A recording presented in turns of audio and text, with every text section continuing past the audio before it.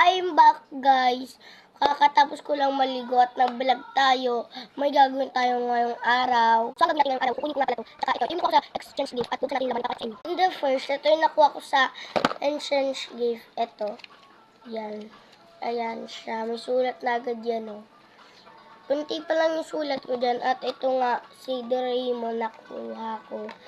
Ayan yung laman niya. Ito. Tas ito nga pala yung laman niya. Tapos ito nga yung mga pencil case. So, ito yung pantasan niya. Ito yung dalawa sila. At mayroon nga akong nakuha tumbler. Pati nga ito, nakuha ko dito. Ayan na, Belgium. Nakuha ko dito sa Spanish gift. Ayan o. Pwede pang inom. Yan o, wala pang laman. Yan, ito talaga yung paborito ko. Ito yung small na ganito, small. Simulan natin ang gagawin natin. Kukunin ko na nga pala to. Marami pang dito kaya yan. Wala. Susulatan tayo. Wait lang. Susulatan na natin. Wait lang. Okay na tayong sulat.